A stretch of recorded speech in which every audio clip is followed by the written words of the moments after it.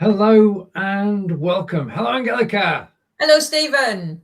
Right, okay, another episode of Ask Angelika. This is season 7, episode 6. Angelika, could you, I know it's evident what it is, but could you explain today's broadcast? Well, this season, we're just continuing in this season with sentences which I actually hope you'll never need, but they are useful to have, in this case today, if you do suffer a lot from headaches and even more importantly from migraines. And if you're going to Germany on holidays and you're developing a headache or a migraine and you need to talk to somebody, it's a start. Obviously, we'll never be able to cover all the sentences you might need, but there are at least some that would keep you going. Exactly. And I suppose we better remove the show card and hopefully bring the sentences in. Right, so we have our German sentences, and what we're going to do is to rejig the screen. No, that's not right, is it? Just a minute. Oh, you look good, but they can't read the sentences. Is that better? That's better.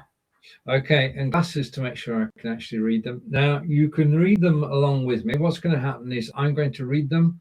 Angelika will correct my pronunciation, and then together we will translate them. And you're welcome to try to get the pronunciation right and the translation right. Okay, so we have 9 sentences, and the first one is Ich habe seit gestern starke Kopfschmerzen. Kopfschmerzen. Ich habe seit gestern starke Kopfschmerzen. Okay. I've had since yesterday a strong bad headache. Yeah, so in Germany it's a strong headache. In English we would say a bad headache. Yeah. And how should I have read it? Ich habe seit gestern starke Kopfschmerzen. Brilliant. Okay. Second sentence. Der Schmerz zieht bis in meinem Nacken. Der Schmerz zieht. It's a Z. It's a bit like a TS pronunciation. Der Schmerz zieht bis in meinen Nacken.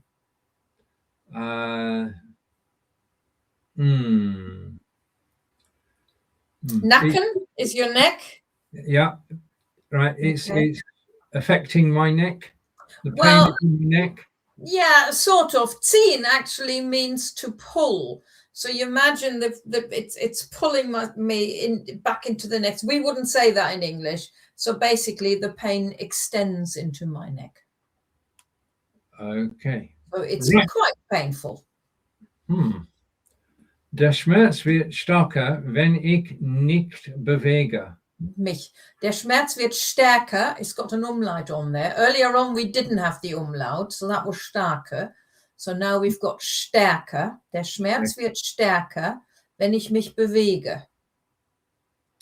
The pain is stronger when I move. Yeah. So again, we don't say strong headache, we say a bad headache. So in that case, the pain gets worse when I move. Right. And could you read it, please? Der Schmerz wird stärker, wenn ich mich bewege. Okay. Press 4. Ich habe migraine. Migräne. Migräne. Migräne. Yes. Easy to recognize what it means in English. Pronunciation is a bit different. So ich habe Migräne. Okay. So I have a migraine. Yeah. Mein Kopf, page 5, mein Kopf pocht. Yeah, mein Kopf pocht. My head is aching. Aching, well, a bit more precise, it's throbbing. Okay. So pochen, you know, I guess if you're trying to visualize it. Yeah. difficult. Rather not visualize it anyway. Rather not. No, I don't want to have one. Never have actually. Mir ist übel. Yeah, mir ist übel. You could have said mir ist schlecht as well. I feel unwell. Well, I feel sick or I feel nauseous. Nauseous. Mm. Okay. Ich kann mich nicht konzentrieren. Yeah, that's a sentence that might come in useful for lots of situations, not just when you have a migraine or a headache. Ich kann mich nicht konzentrieren. Brilliant. Okay, yeah, lack of concentration. I can't concentrate on things. Yeah. The headache or migraine is so bad. Phrase 8. Ich bin sehr lichtempfindlich. Right. Put the breathing break between licht and empfindlich. Right. Lichtempfindlich. Yeah. Ich bin sehr lichtempfindlich. Okay. Licht is light. Yeah. I am rather lightheaded. No, good guess. Okay. Empfindlich is being sensitive to something. So I'm very sensitive to light. You'll know a lot of people when they have a migraine, the best bit for them is to go and lie in the dark because they can't cope with the light. Okay.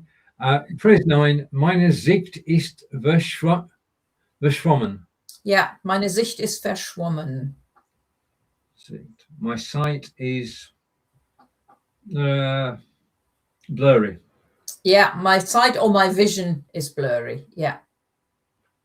Okay, now what we're going to do, Angelika is going to read the sentences and the translation. Angelika, over to you. Okay.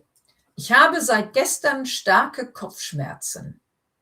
Jess, I've had a bad headache since yesterday. Der Schmerz, der Schmerz zieht bis in meinen Nacken. The pain extends into my neck. Der Schmerz wird stärker, wenn ich mich bewege. The pain gets worse when I move. And so is my throat. I don't know why. Let me just have a quick drop of tea. That might help. That's a good idea. Ah, dear me. Okay. Where was I? Ich habe Migräne. I have a migraine. Mein Kopf pocht. My head is throbbing. Mir ist übel. I feel sick or I feel nauseous. Ich kann mich nicht konzentrieren. I can't concentrate. Ich bin sehr lichtempfindlich. I'm very sensitive to light. Meine Sicht ist verschwommen. My vision is blurry.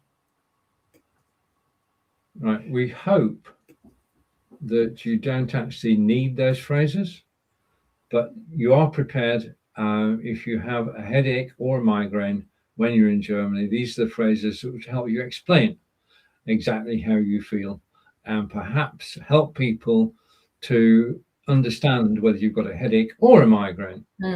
Exactly. Okay, right, let's swap the visual and bring this in its place in a second. So we'll go here. Angelika, would you like to talk about the German vocabulary book? Yes, just a reminder again, my German vocabulary book slightly different than a normal vocabulary book that you could buy in a shop, which has just got lined papers with a line in the middle, and that gives you the chance to write the English word on one side and the German word on the other one. Now, mine is topic based. So for each topic, you get 4 pages. You get one where you can do some doodling, or you can make a mind map, or whatever it is you might want to do, or just use it for writing as well. And then you've got 1 page where you do have just 4 words. So Kopfschmerzen, headache, Migräne, migraine, that sort of thing. But most importantly is the next 2 pages, which are lined, where you can write sentences down about this topic. So if you are somebody who does suffer badly with headaches and migraines, but you still go on holidays and you're going to Germany soon, you may want to start with writing down the sentences we've just covered But then also think about things that you actually say a lot when you do have a headache or a migraine, and write those down as well, and then work out how they are in German, or you can always ask me, so that you are prepared. Because I think if you do get a strong or a bad headache or a migraine, the last thing you then want to do is looking in the dictionary and trying to work out what the hell do I say to the chemist or to the doctor. So at least you're prepared. And each vocabulary book has got enough space for 25 topics. We have now the opportunity to tell you a friend of ours. I'm just going to change over and we'll get there in a second.